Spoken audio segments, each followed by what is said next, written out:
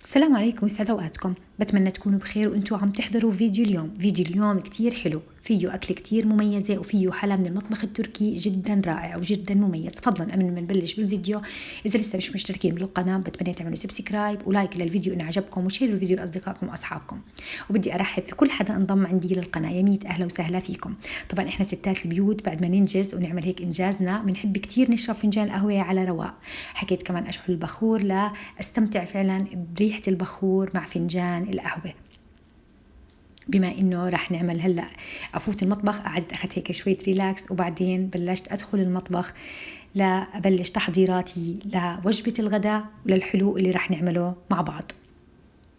عندي بسم الله نص كيلو من صدور الدجاج، قطعتهم مكعبات، وعندي 4 معالق من الزبادي، عليهم برش من الليمونه ونص معلقه من الليمون، وعليهم ملح ومعلقه من الخل.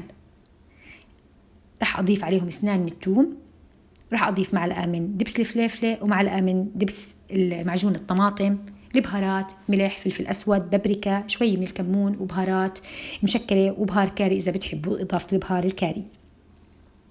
عن جد هذه الوصفة كتير مميزة وفعلا بتنافس أحسن المحلات في الشيش طاووق، لأنها طعمها كتير طيب وبضل عنا الشيش طاووق من جوا جوسي وطري. رح أنقع الخلطة، فيك تعمليها قبل بليلة، تنقع صدور الدجاج قبل بليلة، وفينا نحضرها قبل ب3 ساعات أقل شيء. بابريكا وملح وفلفل، ومثل ما خبرتكم عن البهارات رح أضيف كمان معلقة كبيرة من زيت الزيتون ومعلقة من الخردل، بتعطي طعم كتير طيب الخردل داخل يعني وصفة الشيش طاووق. واليوم رح أحضر جنب الشيش طاووق البرغل الأحمر، البرغل التركي، لأن يعني بنحب دايما جنب المشاوي البرغل كتير طيب جنب المشاوي. رح أخلط الخلطة هاي كلياتها وأدمجهم مع بعض وأحطهم على صدور الدجاج وأخليها تنتقع لفترة معينة مثل ما خبرتكم قبل بليلة. يعني كتير التحضير المسبق رح يساعد ست البيت في هاي الوصفة، وريحتها كتير طيبة. يعني الخردل أعطى طعم كتير طيب وريحة كتير حلوة. شايفين هيك صارت عندي جاهزة. بعد مرور الساعات أنا حضرت الخضرة اللي راح أصفها في قلب الشيش. أنا عندي الفلفل الرومي الأخضر، وعندي فلفل أحمر، عندي بصلة، فينا نضيف توم، شو ما بتحبوا تحطوا خضرة تشووها في الشيش بزبط، في مشروم إذا بتحبوا تحطوا مشروم كمان بعطي طعم كتير طيب. أنا اكتفيت بالبصل والفلفل الملون. وبما اني اليوم رح اعملها بالطنجرة الهوائية، رح استخدم الشيش يعني اقصهم شوي عشان يفوتوا عندي بقلب الطنجرة. وفعلا رح تستغل، يعني كيف يعني بدي احكي لكم، الطنجرة رح يعني نص الوقت اللي رح يستهلكه الشيش في قلب الفرن رح يعني يدوب يعني 10 دقايق وبكون عنا مستوي وكتير طري وطعمه ولا اروع. وفينا كمان بس نخلص استواء الشيش نحط فحمة اذا بنحب كمان انه نفحم الشيش طاووق. انا رح اخد مثل ما خبرتكم، رح اقص الشيش لا يدخل عندي بقلب الطنجرة. جهزتهم وبلشت اشك الدجاج والخضرة اللي عندي.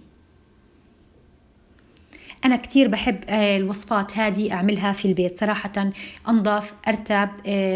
أنت بتعرفي شو استهلكتي من اللحوم أو الدجاج أو حتى اللحمة، بحسها أطيب من المطاعم بكتير، بالذات أنت عارفة شو أنت حطيتي في وصفاتك. الزنجر كان سكالوب، كمان رح نحضر مع بعض إن شاء الله عن قريب سكالوب. فهاي الأمور أنا بحس إنها تعمليها في البيت لعيلتك كتير أريح وكتير أنظف من يعني مرات الواحد بيحب يغير وياخد من المطعم وشي إذا حب إنه يريح حاله، بس كمان الأغلب إنه نعملها هاي الأمور في البيت بيكون أحسن. أنا هيك شكيت الخضرة والدجاج كله بقلب الشيش، هيك صارت عندي جاهزة. رح أبلش أعمل البرغل الأحمر. عندي هنا بصلة مفرومة ناعمة، عليها زيت نباتي وعليها قرن الغزال، فلفل قرن الغزال.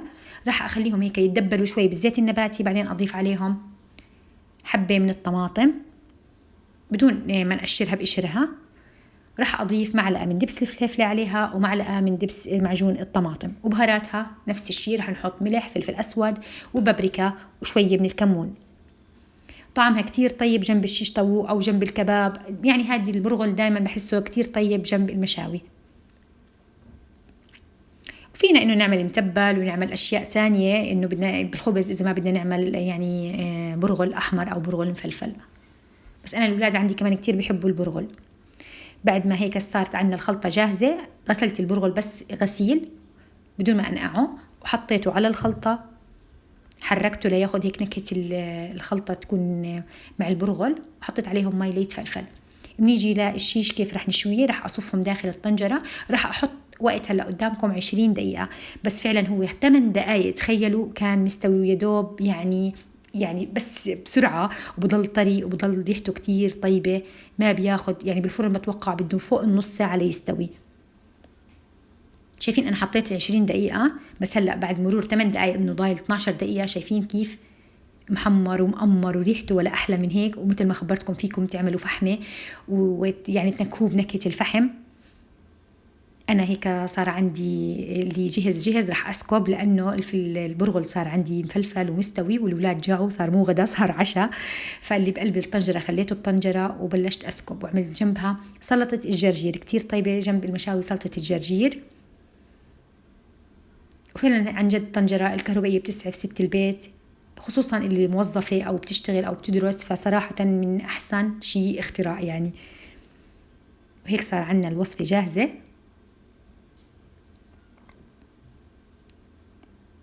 ريحة ولا أحلى وطعم ولا أطيب. بتمنى تكون الوصفة عجبتكم. وبنيجي هلأ لطبق الحلو من المطبخ التركي. راح نعمل حلو بمطبخ التركي، هو شتوي بما انه راح نستخدم البامكن، يعني فصل الشتاء. راح اخذ قطعه من البامكن، حطيت عليها كاسه من السكر، وبس هيك نزلت المي مثل يعني قبل بساعتين بتنزل ميه من السكر. حطيت كبشه قرنفل وحطيت عليها قرفه. عندي 4 معالق من شعرية الكنافة اللي هي شعرية أحمد، راح أحط عليها معلقة كبيرة من الزبدة وأحمصها. عنا 4 كاسات من الحليب السائل، راح أضيف عليهم معلقتين من النشا و3 معالق من الطحين مثل ما انتم شايفين معرمة. رح اخذ المهلبية واخليها بدون سكر، رح اخليها تتقل معي على الغاز. هيك صارت عندي المهلبية جاهزة، وعم بحمص الكنافة. حمصت الكنافة والمهلبية صارت عنا جاهزة. رح اضيف الشعرية بعد ما حمصتها بالزبدة، رح تعطي طعم كتير طيب الزبدة للكنافة وللمهلبية كمان. رح أضيف باكيت من الفانيلا لأنكه المهلبية. عندي 2 بواحد اليوم، حلانا 2 بواحد، اللي هي المهلبية والبامكن اللي كتير طيب وكتير مفيد، إنه عن جد كتير نعمله في البيت وناكله ونستمتع فيه، خصوصا القرع الأصفر هذا هلأ موسمه في الشتاء. سكبت المهلبية بطبق، وعندي البامكن صار مستوي. رح أخذ هالراس هيك أهرسه، وشلت منه القرفة والكبش القرنفل، أعطى الطعم كتير طيب القرفة والكبش القرنفل. بعد ما هرسته كتير منيح، رح أصفه وأفرده فوق المهلبية اللي بالشعرية الكنافة. وانتوا لاحظتوا إنه المهلبية ما فيها سكر، أنا اكتفيت بالسكر اللي بقلب البامكن. رح أمده وأحطه بالبراد ليبرد هيك ويتماسك معي عشان أقطعه، وأبلش إنه يعني ناكل منه. فينا إنه نزينه ببندق مطحون، فينا نزينه بالجوز عين جمل، إيش ما فيكي بالمكسرات، وفينا نخليه مثل ما أنا قدمته. وهيك صار عنا جاهز بعد مرور 3 ساعات بالبراد، زي كأنه كنافة. والله عن جد الأولاد لما طلعته من البراد فكروه كنافة الخشنة، الكنافة النابلسية الخشنة. شوفوا لونها يعني نفس لون الكنافة. فقلت لهم كنافة بالبامكن اليوم. طعمه كتير طيب، وجبة مفيدة ورائعة. بتمنى إنكم تجربوها وتستمتعوا فيها. وإذا بتحبوا تغيروا من البامكن تعملوها بالبطاطا الحلوة، بزبط كمان في البطاطا الحلوة. وهيك كانت وصفاتنا لليوم. شايفين المهلبية كيف ما أحلى شكلها وكيف متماسكة، والقطع كأنها إحنا تخيلناها كنافة وأكلناها على أساس. صحتين وهنا يا رب. آفيات أولسون.